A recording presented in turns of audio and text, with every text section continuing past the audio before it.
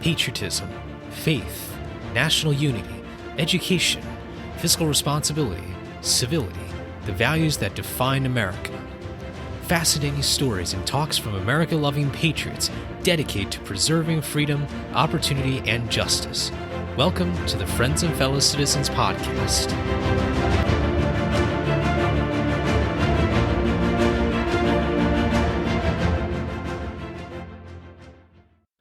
Hello, everyone, and welcome to the 114th episode of Friends and Fellow Citizens. I'm your host, Sherman Tylowski. Thank you all so much for joining me for this month's interview episode. I hope you are all having a wonderful 2023 so far. If you haven't already, if you're new to the podcast, make sure to subscribe to this show, and you can also check out our email mailing list down in the show notes below as well if you like to get email notifications to your inbox about new episodes and any new announcements. For this guest, I am very, very excited to have him on the program. He was someone who I got to learn a lot from when I was at the Bush School, and I think that the leadership qualities that this guest has shown throughout his time in the military and government and really in public service in general, now serving at the Bush School in a leadership position, I really find that this is a great time to also say a happy President's Day, kind of an early President's Day, but you'll see throughout the episode of how that ties in with President's Day, and I'm just really excited to have this guest on. Without further ado, let's get right into it. Today's guest is retired General Mark Welsh. Since 2016, Mark Welsh has served as Dean of the Bush School of Government and Public Service at Texas A&M, where he oversees the school's mission to prepare students to become principal leaders and public servants, following the lifelong example set forth by President George H.W. Bush. During his distinguished military career, he served as the 20th Chief of Staff of the Air Force from 2012 to 2016. As Chief of Staff, he was the senior uniformed Air Force officer responsible for the organization, training, and equipping of 664,000 active duty, Guard, Reserve, and civilian forces serving in the United States and overseas. As a member of the Joint Chiefs of Staff, he and other service chiefs function as military advisors to the Secretary of Defense, National Security Council, and the President.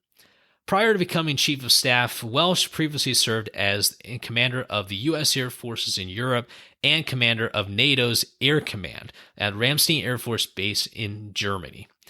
He's also the Associate Director of Military Affairs at the Central Intelligence Agency and Commandant of the United States Air Force Academy. He received numerous awards and decorations during his military career, including multiple awards of the Defense Distinguished Service Medal, Distinguished Service Medal of the Defense Superior Service Medal, the Legion of Merit, and the Distinguished Flying Cross. He has also been awarded the National Public Service Award from the American Society for Public Administration, the SPA, the Distinguished American Award from the Air Force Association's Washington, D.C. chapter, and the Harry Truman Award for Distinguished Service in Support of National Defense, and has been inducted into the Living Legends of Aviation. All right, ladies and gentlemen, well, I am very, very honored to have Dean Welsh onto our podcast for this week. Dean Welsh, thank you so much for all your time and for coming onto the podcast today. Sherman, it's an honor to be here. Thanks for having me. Well, first of all, it's wonderful to speak with you again. I know it's been over 2 years since the beginning of COVID that I've seen a lot of my Bush School faculty and fellow students. But I just wanted to say it's really exciting to connect once again. And I want to really get started with just a little bit about yourself. And Dean Welsh, if you could just give us a bit of your brief background, particularly on your career in the United States Air Force. Oh, I was blessed to serve in the United States Air Force, Sherman. It was a privilege. I did it for 40 years. I graduated from the United States Air Force Academy. I spent my early years in the Air Force as a fighter pilot. And then after about 18, 20 years of doing that, full-time, interrupted with a couple of chances to go to school and get some more education, I ended up doing a bunch of different things in my career, from training to uh, programming and planning to working in the intelligence community for a number of years. Had the privilege of serving at CIA for a while as a senior officer. I got back in the training business, and then I was able to work in NATO for a while. I commanded NATO's Air Command. I commanded U.S. Air Forces in Europe, and then I was the 20th Chief of Staff of the United States Air Force for my last 4 years in the service, where it was an unbelievable privilege to represent the men and women who serve the United States Air Force every day. Well, it's wonderful to hear just about all the things that you've been able to do. And I was telling my friend, I said, I've got this guest on. I feel like I could take a whole podcast episode just to speak about Dean Welsh's biography and his career. So I really am just very excited to get into a little bit about the leadership elements, because as the audience also knows too, this month we celebrate President's Day, and so I want to add a bit of a leadership element to it. And certainly, I think Dean Welsh, you are an incredible guest who can speak a lot about the leaders whom you served under, and as yourself as the Chief of Staff, former Chief of Staff of the Air Force. Can you give us a brief overview of how you kind of got into that position of the Chief of Staff of the Air Force, and just some of the challenges that you immediately recognized when you took over that position? Yeah, I don't really have any idea how I got into that position. It was pure luck and poor judgment by a number of people, probably. I think the one of the reasons I think that I was nominated for the position was just because I had a pretty varied background. I'd done a number of different things in the course of my career, especially in the latter years of my career, and I think that was attractive to the people who at that time were looking for someone to lead the Air Force who understood the interagency, who understood the intelligence community, who understood the other services in the joint world. And I've been lucky enough to work in all those areas. And so I think timing was just good and very lucky for me. The job itself was fascinating. You serve as a kind of the senior uniform member of your service. You work for the Secretary of the Air Force, who's a civilian appointee, who is technically the CEO of the Air Force and has the decision-making authority and programming authority. And then the Chief of Staff, you could look at it as a COO, if you will, because you oversee all the day-to-day operations and activity. You also do all the stuff with developing the uniform force of the military and trying to ensure it's ready to do the nation's business. And so it's an exciting and a very wide-ranging job. You serve as a member of the Joint Chiefs of Staff, so you have the chance to advise the Secretary of Defense and the Chairman and the President of the United States and the folks on the National Security Council, and that was a very different aspect of anything I'd done before. And you spend a whole lot of time on Capitol Hill working with Congress and trying to make sure the right things are funded and supported, and make sure they understand the plan going forward. And that was an adventure. So it was a real learning experience, like I think every job should be as you grow in whatever career you're in. You're probably never fully qualified to take the job, but if you're willing to work hard and learn, you can become competent in it. I loved it. It was a privilege each and every day. It's a long 4 years, I'll admit that, but it was a privilege.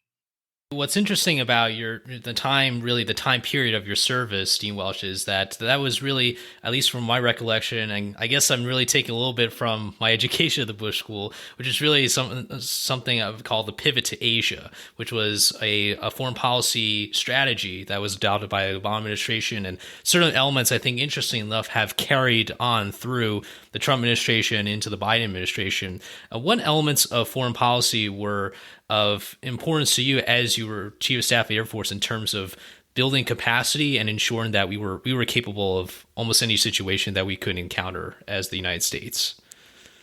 Yeah, the job of the service chiefs in their service chief hat is to provide forces to the military combatant commanders. And so the commander in U.S. Indo-Pacific Command, the commander of U.S. European Command, the commander of U.S. Central Command are the ones who are actually going to run any activity and operations that goes on in those parts of the world. And so they help you establish what the requirements are that you have to build forces and training your people for to be able to do the job they need to do. And so working with them very closely to try and figure out what the future is going to look like so you can provide the right capability for it is a big part of the service chief's job. And it was a very interesting part of the job because obviously everybody didn't always agree. One of the other fascinating parts of the job is that we also had space was part of the Air Force. back in those days. There wasn't a separate Space Force. So trying to make sure that you balance the requirements for the space mission and included everything in the Air Force budget that was required for space was also a really important part of the job. And then trying to figure out how to make that keep any consistency over time as budgets change annually, as congressional districts turn over, as new politics hit the country. The biggest challenge for me and my peers during the time frame I was chief of staff was that sequestration had occurred. Remember in 2011, in the first budget that was effective was actually the budget in 2013, which was my first budget year as a chief of staff. And what that did, just as an example for the Air Force, is it forced us to take $20 billion a year in cuts from the budget. Sequestration was a major impact on the Department of Defense. And so the $20 billion a year is a lot of money. I mean, it's a lot of money. And trying to figure out how to cut enough little things to make up that number is impossible. So you have to propose some pretty dramatic cuts in order to get to a 20 million lower operating cost every year, and those are never going to be popular politically. And so it was a matter of trying to meet the requirement that Congress had given us, with Congress saying, no, you can't do that to meet the requirement we gave you. It was kind of maddening, but entertaining. Wow. It's just the sheer, politics and bureaucracy is something that one of the big takeaways I got from my classes at the Bush School, which is understanding at very minimum just how complex it is. And Dean Welsh, I'd like to ask you a little bit more about just kind of how you operated in that environment where everywhere there's bureaucracy, but I think the bureaucracy in DC can be almost like a particular species of bureaucracy sometimes. Can you walk us through a bit more about how you were able to cut through some bureaucracy and just really how you encountered some of those conflicts that you had maybe with some other people from different parts of the DoD or even just people on Capitol Hill? Yeah, probably not as well as I should have. I don't think anybody leaves those jobs and says, boy, I was great at that, because it's a very frustrating environment. I think the first thing to remember is that it's not that they're not good people. The system is complex, to say the least. It's complicated, and everybody has a different job. So the job of the Department of Defense is very different than the job of the Congress. The president's perspective on a national security issue has many more components than a combatant commander's view of a national security position or issue. And so it was always fascinating to me to try and figure out what are all the different positions and who are the real players here. And sometimes it was easy to figure out. Sometimes it was impossible to figure out. And so all you can do in positions like that is do the best you can to present the best options possible to your boss, and to do it by being as directly and openly honest as you can. That doesn't mean you're right all the time, and it certainly doesn't mean that your position is going to be the one that's decided upon all the time. But if you try and game this system, you're going to screw yourself eventually.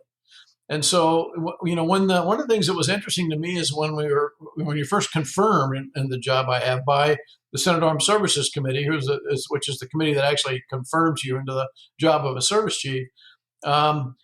They basically ask you to take an oath in the hearing that you will tell them the truth. And of course, you say yes. And I always told them the truth. I never didn't tell them what I believed to be truth.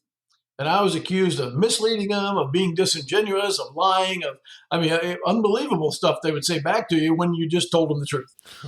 But what was behind that? Did they personally dislike me? No, I don't think so. They were defending a position or an agenda or a thing or capability in their state or their district, or a different issue that had nothing to do with the hearing we were on, that they were trying to set up a deal on. You just never knew. And for those of us in the military who are pretty straightforward most of the time, that was frustrating. It's just so interesting to hear about some of those different conflicts. And I think the point that you made about showing respect to others, I think it's something that we can lack a lot of times, I think, in our politics today. This idea that we're all in different capacities, we all have different strengths and weaknesses and different interests, but it seems like a lot of times in the political discourse, we we hear discord, not good discourse, I should say. And Dean Welsh, let's go into a bit more into some of the leadership lessons. One of the things that I was really fascinated about, especially when you did a lecture in one of my classes, was about really just an introduction to leadership and what it takes to be a leader in public policy. Just to first start off more broadly, how important is leadership in conjunction with that knowledge of policy making? Why do you think those two are perhaps more interconnected than most people would think when it comes to public policy? Yeah, well, because public policy means nothing unless it's executed well. It's just something written on a piece of paper. And so there is a real disconnect at times between policy and law. There's also a real disconnect between policy and practice. And those disconnects are not healthy. They're confusing for citizens. They make it very difficult for organizations and communities to move forward. And so I think anytime you're working in the public arena, you need to try and eliminate as much as you can the disconnects between the law, the public policy, and the execution of that policy. It should be seamless in a perfect world. Now, because there's people involved in all these things, it'll never be perfect, but we ought to be trying to get there all the time. And I think that's why it's really important to think about leadership, because leadership is what guides you through that. It guides people, it guides organizations, it keeps programs on track. And leadership requires a couple of things that I think are really important in the public domain that we should all be remembering all the time. One of those is courage to do what you believe is the right thing, not what somebody thinks you ought to do or what might get you reelected. Assuming there's this assumption in the background that the best thing for the public is for me to get reelected. Well, maybe not. Maybe the best thing for the public is for me to make the hard decision on this particular issue that would benefit the public. It might not get me reelected. That's a lesson from our namesake here at the Bush School, George H.W. Bush. Remember the no new taxes thing? And, well, we really need taxes if we're going to try and balance this budget. He knew that was going to be a kick in the teeth for him for trying to get reelected, but did it anyway. And I believe because he was elected to serve, and he knew he had to do the right thing in that service. So I think leadership is all part of that. It makes people feel comfortable that you can move forward. You can communicate between policymakers, practitioners, and people who put the law together. You can have conversations. You can adjust things so that common sense remains the first standard. You can do all those things, but it takes somebody who is willing to step up and be the one who's the engine of that work. All of our Bush School students who graduate from here, we tell them, go lead the charge. You're not going to be great every day. You're not going to be perfect. You are going to make mistakes. You will likely fail, but failure is not the end of the process. It's just the beginning. Pick yourself up, figure out how to do it better, and go back to work tomorrow, because that's what the citizens you serve need. And I think that's where leadership comes into public service. I think it's an essential element. We're right now, if you look across our country, I think we're probably lacking a little bit of impactful leadership. Our communications have gone toxic. They've gone past septic. Now they're toxic. They're just not good for us. And I think we do have a little bit of that policy and practice disconnect. And it's not because there's bad people in cities or states or federal government. There's phenomenal people there. Some of the greatest leaders and the nicest people, the most patriotic people I've ever met are in the United States Congress. But they're having trouble as an institution being effective. It's hard to argue that when we're approaching 20 years now without passing a budget on time. I don't know how to get around that stat. Something's not working. And so let's find those leaders who are there and give them the authority to make it work, because they can. They know how. I wholeheartedly agree, Dean Welsh, because one of the things that I'm concerned about is how there seems to be some sort of celebrity notion now among some certain members of Congress who see the job as a way to maximize retweets or maximize likes. What sort of factors do you think are at play at the kind of environment that we find ourselves today? Even though throughout the course of the history of the United States, we've always had polarized politics in certain varying degrees. But what do you think has contributed to this sort of unique but very toxic political environment that we live in right now? Oh, I don't think it's just in politics. I think it's in, I mean, in every walk of life, there is a risk of the leader becoming more important than the organization, the position, the movement they're leading. There's just an ego thing that can get in the way at times. It's just the way the world is. I think the important thing to remember about leadership, as we talk about this, is that it is by definition never about you. And I think if all of us kept that in mind, we'd probably be better off. It's about the people you're trying to lead. And so do what's best for them every day. Now, there is some very honest disagreement within government on what is best for the citizens. And that's why there is always going to be tension in politics. But if you can limit it to that kind of tension, you can probably reach compromise and move forward. But when I get up in arms just because you say something, it has nothing to do with what you said, Sherman. The fact that Sherman said it, I am opposed to him. And that's kind of where we've gotten to a little bit on the national scale. You like vaccines? I hate vaccines. You like that guy? I hate that guy.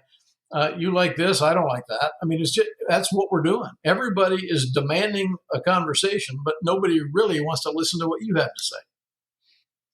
They just want to tell you what they think. And we've got to get past that somehow as a nation. We just have to. There's no other alternative except failure. Absolutely. I feel like when it comes to cultivating that environment of civility, of respect, I can think of virtually no other place except for a wonderful place like the Bush School, where I felt like, I mean, there's no doubt that when it comes to policy making and in the classes that I was in, there was a whole wide range of different opinions. And what I liked about the class interactions, and we'll speak a little bit about the Bush School a little later in more detail, but generally speaking, relating to the point that you made, Dean Welsh, that ability to disagree on those ideas rather than going after each other, when you kind of almost remove that personality element in terms of like, oh, I think that person's a good or bad person behind this idea or that idea, then you really go into those exchange of ideas, which I think is just so foundational in politics today. Yeah, I love the concept of nonpartisanship that President Bush demanded be in this school. And the idea isn't that you don't have a political view or you don't have a strong view on a particular social justice issue, as an example, but that if a faculty member, for example, at the Bush School is asked a question, I want them to tell the students exactly how they feel and why they feel that way. Give them the whole spiel. But as soon as you're done, look at a student in your class who you're confident doesn't agree with you and say, hey, Sherman, I suspect you don't agree with that. How do you feel about this? And then listen so that everybody knows that we don't have to agree. It's not a debate all the time. Somebody doesn't have to win every conversation. The idea is to build trust, and you do that through dialogue where everyone has the opportunity to express their view and their position, and everybody else tries to understand it, even if they don't agree with it. Just understand where they're coming from. And if you do that, this dialogue versus debate, then over time, you start to build a little trust in the conversation. And once you've got trust, you can reach compromise. And if you can compromise, you can govern. You can move communities in a better direction. If you can't compromise, you cannot do that. And I think that's essential to an understanding of effective public service leadership. For sure. I think the trust element is, I think it's a great factor that you brought up, because it seems like when you can't trust oneself or even just a peer, it makes it very, very difficult to then to gain trust from other people who might not know yourself as much as maybe some other people close to your life. So, Dean Welsh, I want to, before we get to now to the Bush School, I'd like to ask you, what were the most rewarding lessons leadership lessons you got from your time, maybe not just as the Chief of Staff of the Air Force, but as you're just throughout your career for 40 years of service in the Air Force? Wow, a lot of them, because I had to learn a lot along the way, Sherman. And all from incredible people who demonstrated a lesson or taught me something directly, or I just watched in action and appreciated. Let me give you a couple, but let me, the most impactful one, not most rewarding maybe, but the most impactful one was when I learned that everybody who ever works for me is better than me at something. Most of them are better than me at a lot of things, and some of them are better than me at everything, including leadership. And at first, that was a little intimidating until I realized just how empowering it is. It meant that I didn't have to be great at anything. I just had to empower them and enable them because they were great. And there was somebody who was phenomenal at everything we were trying to accomplish. So, how do you find them? How do you enable them? How do you turn them loose? How do you take advantage of having them as part of your team? So I thought understanding that people are just better than me was a really impactful lesson that I learned as a leader. The second one was probably the most rewarding lesson I learned as a leader, and that's that everyone has a story, which seems so obvious, but I mean, everyone has a story. And the stories are all different. Some are uplifting, some are inspirational, some are sad, um, some are strange, but they're all unique to that individual. And if you don't know the story, you simply can't lead that person as well as you could otherwise. It's just the way it is. And so the reason that was so rewarding for me is that I got to learn the stories. I got to meet and interact with and benefit from standing side by side with these incredible people who have life stories I couldn't even imagine and who have capabilities I never dreamed of having and have the ability to change things in a way that I could never change them. And so that was probably the most rewarding to me was when I finally really grasped the fact that everyone has a story and I need to learn the stories. And then probably the most relaxing one was that it's okay to care and it's even more okay to show it. You know, when you first start off trying to lead groups of people and organizations, you're not really sure how you should act. So you copy somebody's style who you thought was successful. And maybe they were more dispassionate than you, or maybe they were more expressive, or maybe they were whatever they were, but they weren't you. And so you're doing something that doesn't quite feel right in your own skin. And so when I finally realized that people really do want to know how much you care before they care how much you know, and that it was okay for me to show that in my own way, I just relaxed. I could do the job my way.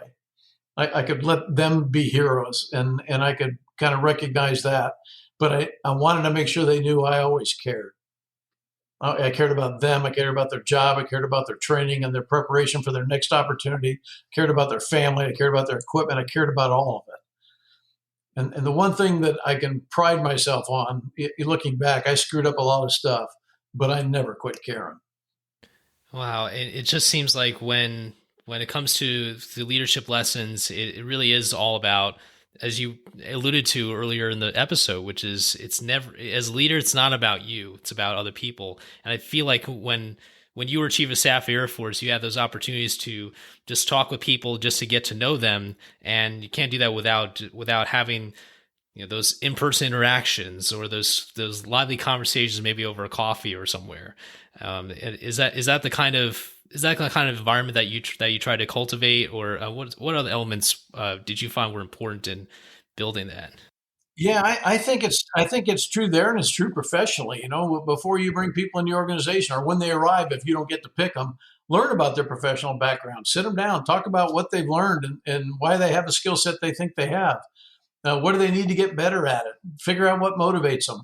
You know, depending on the type of career field you're in and what the rules are for your business, you can't necessarily sit down and say, "Hey, tell me about your family. Tell me about your kids." You know, when I'm doing hiring here at the Bush School, I can't do that. I can't even ask if they're married. But I can have a conversation with them and see if I can get them to open up and talk about it. And then once they get more comfortable, it becomes much easier.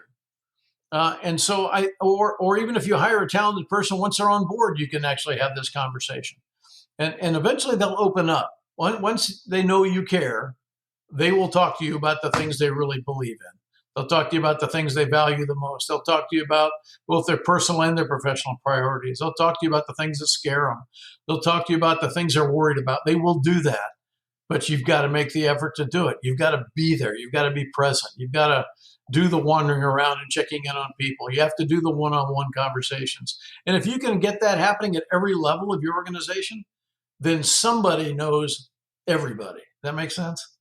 There is nobody in that organization who feels lost, displaced, not valued, not part of the team. I mean, that's the perfect world. And we'll never get it perfect every time, but the closer we get, the better we get. Indeed. I'll never forget when I interned for a congressman from Georgia. He always had Georgia peanuts there, and somehow that sparks a conversation about peanuts or about Jimmy Exactly right. Carter or whoever it is. Uh, Yeah, that's wonderful here, Dean Welsh. I want to now switch gears a bit to the Bush School, and obviously, I hold so much about the amazing times and the amazing interactions I had with the professors there, and I've had the opportunity to have a couple. I have two or three, actually three former professors, one current and two former professors now from the Bush School on the podcast. So it's been amazing. Dean Welsh, I don't know if you knew this, but I actually started this podcast with just three friends from the Bush School. That's how the whole thing started. I did not know that. I had to find three guests, and I turned to my buddy and said, "You want to come on the podcast and speak about transportation policy or politics in Europe?" And that's what kicked off this whole program. So fast forward 115 episodes plus. But I wanted to ask you a bit about really just the overview of the founding, because I think it's so important to, especially hear from the dean about the importance of the founding and what President Bush's vision was. So can you share a little bit about that vision and the founding of the Bush School? Sure. I think even before President Bush went into office, he had people talking to him about where his presidential library and museum should be located. And so there were, as he was going through his 4-year term, there were a number of people reaching out to him, trying to get him interested in everything from University of Houston or Rice in his hometown to schools back east and, his family home of Massachusetts or up in Maine. Houston was kind of his hometown, and so everybody thought they had the lead. College Station rolled in because he had come up to A&M and visited, and people were huge fans of George H.W. Bush, and they thought he would enjoy the environment here in College Station. And sure enough, as he visited A&M, he came to speak at a commencement ceremony, and then came back for a couple of other events while he was president, and he just loved it here. He loved the way he was treated. He loved the core values of the university. He loved the fact that people seemed to live those values. Now, A&M is a corny place, Sherman. You know that. It's different, and people who don't understand the difference kind of make fun of it. But let me tell you what it's about. It's about all the corny things. It's about pride and patriotism and faith and family and loyalty and respect and honor and courage. A&M's about all that, and we talk about it here. It's one of the things that makes this a great university. And right in the middle of it now, and back then, somebody painted a picture for President Bush. Imagine all that surrounding a school with your name on it that had a foundation of public service.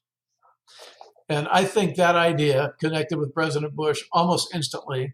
Every exposure he had to A&M was positive. And so he made the decision to set up his presidential library and museum here with the added touch from A&M of standing up the Bush School. Here is part of the Bush Center with the library and the Presidential Conference Center. And I don't think he ever looked back. I think he thought he made the right choice from day one. And I think he died thinking he made the right choice. And I'll certainly die thinking he made the right choice. I love this place. It's about all the right things. It's about men and women preparing to go serve their fellow citizens. Last year, 83% of our graduating class went into public service jobs. Wow. 83%. There is nobody in the country except the service academies anywhere close to that. And it's never been below 70%, not a single year since the school opened. And that's through a whole lot of turmoil with COVID, et cetera, et cetera. Even when nobody's hiring, we still send 70+% into public service jobs. It's an incredible school, and it fully meets his vision of producing generation after generation of public servants who do it for all the right reasons, because it's a noble calling. Great place to be. As all students and faculty will tell you, we always revere the quote, public service is noble calling. We almost whisper under our breath sometimes as even in the minutiae of busy lives, it still resonates in my mind, certainly as a Bushy myself. And Dean Welsh, let's speak a little bit about just generally the public sector and really just and obviously people have heard about the issues that happen abroad and domestically, but obviously the Bush School has a very unique role as an institution to fill the public sector and to have men and women who are dedicated to public service. What sort of just much larger issues are you seeing in the public sector when it comes to bringing to attracting new people into it? Because one of the big challenges that I certainly learned in the first year was that public service a lot of times is not mandatory. It's a choice that people make, that they opt into becoming a public servant, even when they know that their peers in the private sector are having maybe a higher pay or whatever it is, but people choose to go down this path. So what are some of the issues that you feel that the Bush School is addressing when it comes to recruiting the new generations of public servants going into the school and out into the field to serve our nation? Yeah. Well, I think we've been lucky here because we have continued to bring in class after class of students dedicated to this idea. So we have been lucky that it hasn't dramatically affected our ability to recruit. In fact, students choose us now because they want to serve and they know we can help them get where they want to go. Um, but what the students who don't apply, or some of the other colleges who are having trouble with applications, will tell you is that students are seeing a lack of impactful leadership in the public sector, and they don't want to become one of those non-impactful leaders. They see the stagnation, the kind of everything grinding to a halt because the discord is as frustrating, and leaders who aren't able to get through that are seen as failures. Well, I don't want to be one of them, so why would I go into that environment? So it's not looked at as an attractive environment by some people to work in. Added to that is this toxic to septic nature of communications in our political construct these days, which means that people look at that and go, why would I want to go be yelled at just because I affiliate with a certain party? Or, I'm trying to run a job here in a city. Well, my politics don't really matter. I'm the deputy city manager for pick a town. I just want to do this job well for my community. Why are people dragging me into this partisan fight? And so that the nature of that whole discussion has started to keep people from wanting to even step into the environment at any level. And third, I think there is a frustration that policy lines are being drawn based on pure party affiliation and which extreme group you need to stay closest to, as opposed to what makes sense for most of the country. Most of us out here in the middle of the country are not that interested in what people on the East and West Coast are thinking because we see it as nutty on both ends of the spectrum. Most Americans are more in the middle, and the middle seems to be lost. And there certainly doesn't seem to be any real strong leadership guiding that middle because everybody's had to drift farther to the fringes in order to stay connected in their party because the fringes have done this. And that's dangerous, I think. And so that's what people are seeing. That's what our students see here. They walk in the door talking about it. We tell them how they can help bring it back together in our view, but they got to have the courage to go give it a shot. Luckily, they do. But it's getting tougher and tougher to recruit people into this work because it's looking less and less attractive. Exactly. I believe that sometimes, or actually I say sometimes, a lot of times, it seems like a lot of leaders don't think about the vast majority of people who carry out public service duties. And as you brought up the example of like a deputy city manager, and I think it has probably implications on morale or on people's ability to lead, and perhaps also just maybe positive change because, as you said, when you don't have that trust, you can't have that ability to compromise and then to govern, and so it's kind of maybe a bit of a chain effect there. The issue really is that the national politics have settled into state and even community politics now. And as that happens, it gets tougher and tougher to work collaboratively, to compromise, to move things forward and get things done. It's making it hard on everybody. And so all of it has to change. And it just does. There's no other alternative. Absolutely. And when it comes to addressing some of those challenges, as the dean of the Bush School, I feel like you have a very, very important role. I remember you were speaking, or is this maybe another professor was speaking about how in an organization you need leadership and you need good management too. And so, as the dean of the Bush School, what sort of priorities have you set since you started, and some of the things that you're looking forward to as you continue your leadership and you see see some of those changes that are affecting the climate of public service today? Yeah, I think from the beginning for me, I fell in love with the culture of the Bush School.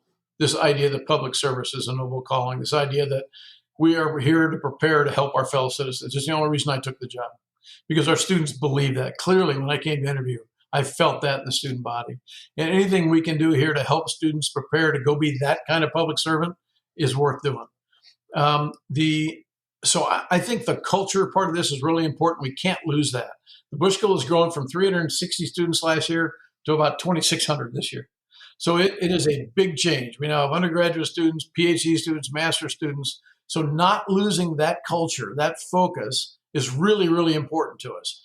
And by the way, in terms of that focus, public service isn't about a job, it's a mindset. It's about a mindset and a way of life where I am here to help those around me, whether that's my family, my friends, my community, my city, my state, my nation, or my world. I am a public servant. And maybe I'll be a professional public servant, like most of our graduates go do. Or maybe I'll just do it in whatever career field I'm in. I'll just help the people I'm around in my family and my community. All of that is public service. And so that's how we teach it here. This idea of nonpartisanship I mentioned is really important no matter what you go do. It's about understanding the people around you and being able to work with them to move things forward. And so that's something we defend very strongly here. I believe the Bush School has to keep changing. I don't think there's a great organization on earth that hasn't continually changed during its life cycle. And so what we were doing and made us great for the first 25 years, as we hit our 25-year anniversary this year, won't necessarily make us great for the next 25. So what is it that needs to change and evolve and become different or better to make us great going forward for our students? And I think in that vein, we also have to think about being flexible in the way we provide education and maybe even training in the future. Because more remote, more distance kind of courses, more flexibility in degree plans, shorter degrees if you can do it with specific add-ons that get you certifications. Those kind of things are the educational path of the future. And if we want to stay relevant in the public service arena, we need to be thinking about how we're going to migrate to those places. And now we have Bush School DC, which gives us a completely different platform to operate on in our nation's capital that allows for everything from semesters in DC to years in DC to different degree programs in DC to nighttime courses for current government employees who just want to move up in their organizations, to adjunct professors who are incredibly connected in current and policy issues at every level of government because they live in DC. Right now, we have an adjunct who works at the National Security Council. He walks over to teach and he walks back to the White House. I mean, the opportunity there is just very different than it is in College Station, and we have to take advantage of all of that. It's just such a remarkable piece of news when I saw that the Bush School's DC campus was opening, and I just could not be more excited, just especially. And as Dean Welsh, as you'll know, I mean, bringing Texas to Washington, D.C., there's absolutely nothing wrong with that either. So to bring some of that to the nation's capital it's a wonderful new step forward. What was it like to work with in two different parts of the country, but also build a cohesive team and create these seamless transitions that people could have into the Bush School or even within the Bush School? Well, I think we were blessed in a couple of ways. One was that we hired retired Lieutenant General Jay Silveria, who had just retired from being the superintendent of the United States Air Force Academy. He was a university president for his last years in the service in that role. And he is our executive director in D.C., and Jay has been superb. He's a gentleman. He's a very good diplomat. He's a good negotiator. He's a great leader. So he's been a wonderful guy to put the team there together. And the team we hired, which is small but mighty, about 21 people initially, it was just incredible. And they've bonded closely. They have worked their butts off to get where we are today. And they are from DC, most of them. And so they know the city. They know the way things work. They know how to communicate well. They already have professional arrangements that help us connect. And so we now have 71 students as of the beginning of this semester today in Bush School, DC. We have 70 plus applicants to start in the fall. additional applicants, and our goal is to keep this thing slowly growing. We don't want to get it too out of control until we have about 100 full-time equivalent students there, which may be 200 or 300 total students, because many of them are going part-time while they're working. We just started this January our new 2-year degree, the Master's in National Security and Intelligence, and we have a team looking right now at what other menu options will we have in DC. Will there be an executive and master's in Homeland Security or a whatever, you pick it. And how do we get all of our other departments here at the Bush School now involved in operations and activities in DC?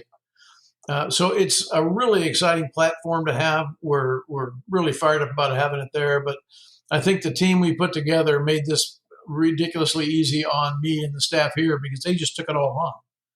And we've just been providing support for them while they led the charge. And they've done a phenomenal job.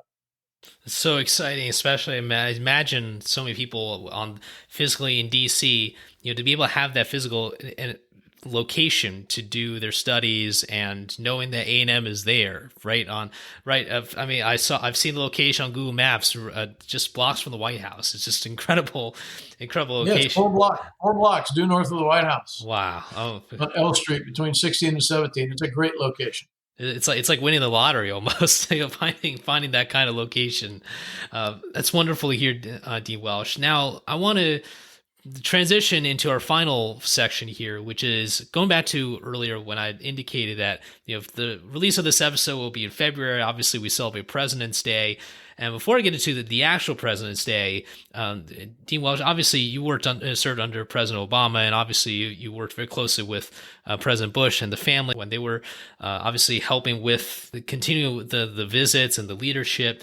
What can you tell us about, first of all, President Obama's leadership qualities, or things that you found were particularly unique to the president? I don't know if they're unique to President Obama, but President Obama was a very presidential figure. When you went into the White House to meet him, you were meeting with the president. There's no question in your mind. He handled himself in a very distinguished way. He owned the room. Every meeting that the Joint Chiefs went to with him, when I was a member of the Joint Chiefs, I was very impressed by the way he handled the meetings. He was always well prepared. He was very thoughtful. He listened. He treated everyone with great respect. And after he finished listening, he would repeat back what he thought you had said to him to make sure we were right. He was always accurate. And then he would tell us what he thought. And we'd have a conversation, and then he would make a decision if a decision was appropriate, and that would be it. While I don't know you would ever agree with every decision, but he treated the military very, very well. He was very presidential in his thinking and in his presentation. He clearly had considerations way beyond the military considerations on issues we were discussing, because there's a lot more to the president's job than there is to the chief of staff of the Air Force's job. Other things he has to factor in.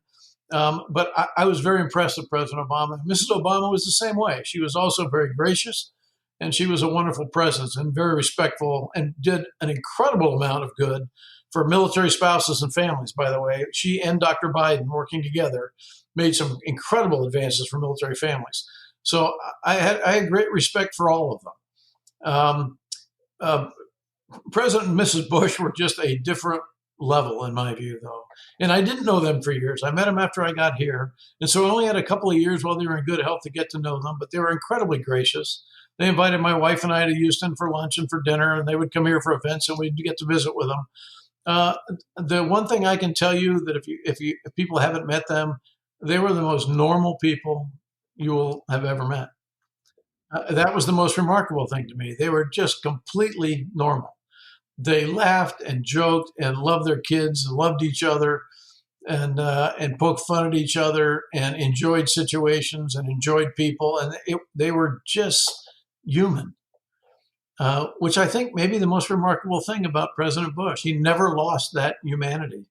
Every now and then he was like a little kid when something would excite him and get his interest. And other times he was deeply thoughtful and unbelievably wide-ranging thinking about the world and how it fit together. Just remarkable people. It's so heartening to hear about just some of those qualities of President Obama and President Bush, because it's not often that we hear a lot about, or we know about as the members of the public, to know about these presidents in their private lives. And so, I'm so glad you were able to share a little bit about that, especially, regardless of our political differences. I think it was very important, especially when you did a lecture, Dean Welsh, about that lecture about leadership. You spoke a little bit about President Obama's leadership style, and I appreciated that a lot, because the way you delivered it and the understanding, I think, from the class was that this is far more than just the partisan politics about how a man can be a leader, act as a leader, and be respectful and be respected. So I think it's just so valuable. Again, going back to leadership lessons that we spoke a little bit about. I also want to ask about what do you think characterizes presidential leadership. It's such a, we hear that term a lot in the news. Someone's acting presidential or not acting presidential. What are some things that you look for in a president when it comes to presidential leadership? If I boiled it down to one thing, I think that people admire in a president, it's this idea of respected and respectful governance. So a president who is respected by everyone in government, not because they agree with what he says, but because they know his heart is in the right place, or her heart is in the right place, because they believe that the president is doing what they think is the right thing, that the president has done their homework, that they've considered everybody's view, and that they've come to a decision they believe is in the best interest of the nation, not in the best interest of a particular party or a particular interest group. I think if people believe that about the president will be respected. Maybe not beloved, because they didn't benefit everybody completely, because they can't do that all the time, but they'll be respected. And then if that president is respectful of everyone else in government, the role they play, the positions they hold, even if it's different than the president's, then you get that combination of respectful governance. And I believe the reality is, if the president doesn't reflect that, nobody else in government will reflect it. If the president does, everybody else will follow. And so when students leave here, Sherman, you heard me talk about this. Go represent the professional values of President George H.W. Bush, because he was the role model for respected and respectful governance. He was a tough politician. He wasn't an easy sell. And he was a very, very dedicated public servant, but he was respected, and he was always respectful.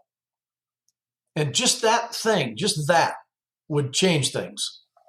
Indeed, I will never forget. Just especially, it was still a very sentimental subject, obviously, for myself and for the people there. I'll never forget that beautiful ceremony when President Bush's casket arrived back in College Station, and we had the opportunity as students. I was a first year at the time, getting to see that procession, and just to see the amount of respect that could be heard far beyond Aggieland, far beyond the state of Texas. Having just obviously traveled to the nation's capital, to the National Cathedral and the Capitol Rotunda, and then to Houston for a day at the local church, and then that Union Pacific 4141, taking the casket back to Aggieland. I'll never forget that, Dean Welsh. It's one of the most memorable things I'll ever remember. Yeah, I thought that whole week was a national celebration. It wasn't mourning; it was a celebration of a remarkable public servant. And I think the last 70 miles of proud Texans saying farewell to their president, those pictures will never leave my album. Most amazing gift that the people of Texas gave to President Bush during that train ride. It's about the corny stuff, Sherman. The things that really matter to all of us, but we just don't all talk about. He was about all those things. Especially his choice of playing the Aggie War Hymn. I mean, that was it just sings to every single Aggie's heart. My final question before we get to our reflection question about the Washington's farewell address is in your view, what do you think is the meaning and significance of President's Day? I think it's such a unique holiday. really just in the world. I don't think there's really any other country that celebrates it, at least in the same way as we do. What is the meaning and significance, do you think, of not just remembering maybe one president? I mean, we could all have a favorite president, obviously President Bush, but what is the significance of remembering all the presidents who served from Washington up until now? Well, I think it's just this idea that when you talk about public service from a national perspective, there is one position that it all builds to, and that's the office of the president. Um, and and one of the things that I'm concerned about, because I think we're in danger of losing our respect for the office of the president, regardless of who's sitting behind the desk. The job is crushing. There is no way to win every day. You can't make every constituent or interest group happy. There is no playbook. You're making life and death and major economic decisions routinely. And you're trying to incorporate all these different components of government that are all demanding the principal voice at the table. It's an impossible job. And I think the idea of President's Day is to acknowledge that and to celebrate the men and women who step forward and put themselves into that position. Yeah, okay, it's the most powerful job in the world. Okay, great. That's wonderful. Go live in it for a week and see how you feel. It is a chance just for the nation to stop and reflect and give thanks for the people who have put themselves out there and have led our country through good times and bad. And we should celebrate them all. We don't have to admire them personally. We don't have to scream about all their great accomplishments if we don't think they did that. But the fact that the person did this job and dedicated themselves to it on behalf of all of us is something we should remember. That's what I think President's Day is all about.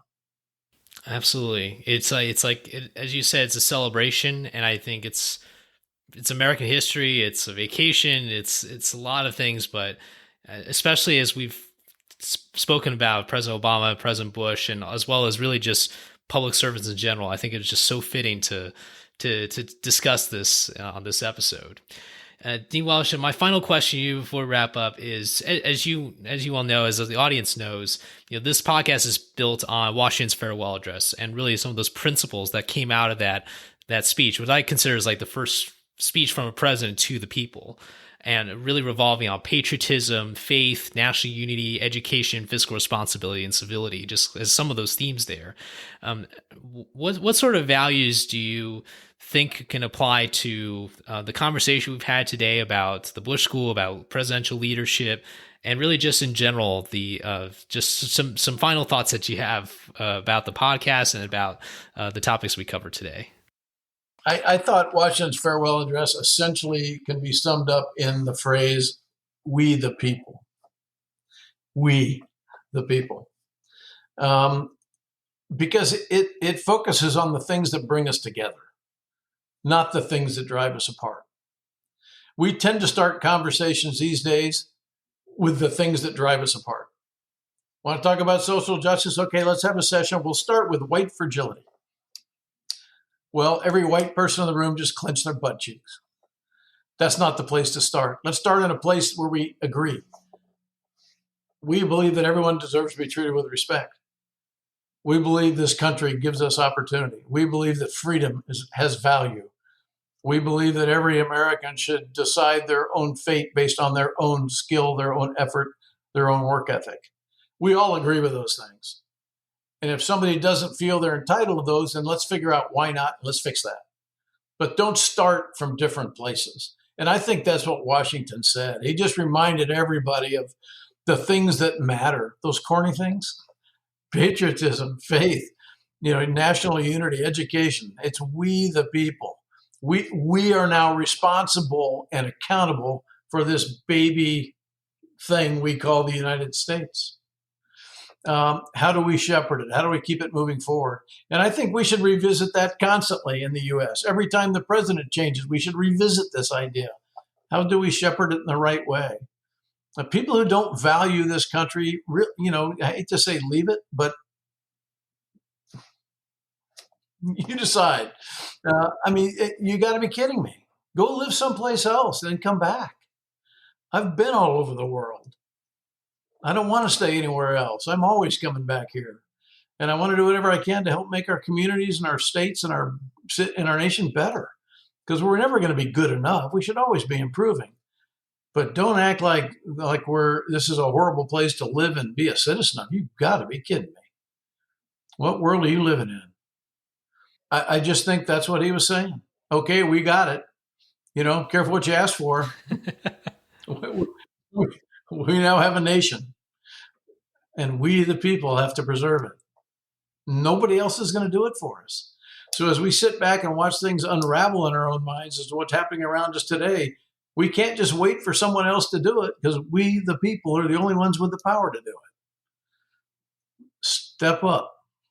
Very well said, Dean Welsh. I think, especially when Washington was delivering that address, he was speaking also at a partisan time when it came to foreign policy and whatnot. And I felt that that brought so much meaning, especially nowadays when we can look back at a text that can span across more than 200 years of history. It's a wonderful document. I always think that, well, it's also wonderful too, because I'm not a legal scholar. So when I read the Constitution, it can be a little complicated for me. When I read the farewell address, like, oh, this sounds a bit more normal as the president speaking to the American people. You would have been a fun guy to meet, wouldn't he? Yes, he would. He would have been a good podcast guy. Absolutely. I think he would have loved to tour the Bush School, the Bush Library. That's for sure as well. If he knew we had a state called Texas, which I'm sure Texas would be the first ones to tell about the new states that were added to the Union after 1790. If he had some money, I'd be after him to be a donor. He could form the Sherman Talowski Scholarship. Well, this has been a wonderful conversation, Dean Welsh. I just want to once again express my sincere gratitude to you and really to the whole Bush School, because 2 years down the line after my graduation, I still think very fondly about my time. And there's a reason why I bring back so many of these former Bush School fellow classmates and professors, because the amount of value that they can bring to not just this podcast, but I think to audiences across the country, across the world is really amazing. And you've done an amazing job, I think, of leading the school and of bringing out that vision. And I just want to say thank you again for taking so much time today to speak with us. Oh, it's a privilege to talk with you, Sherman. It's great to see you again. And keep telling the story, buddy. Thanks for everything you've done and will continue to do. And anybody starts talking to you about the Bush School, just tell them to give us a call. Come see us. Sounds great. Will do. Okay. Take care of yourself, bud. All the best. All right. Thank you so much, Dean Welsh. All right. Thank you all so much for listening to this episode with retired General Mark Welsh. I hope you enjoyed our conversation about presidential leadership and President's Day and the Bush School of Government Public Service. I hope you learned something, took away something from our conversation. Once again, make sure to subscribe to our show if you haven't already. In the meantime, have a great rest of your day and rest of your week, and I will see you next time at the next episode.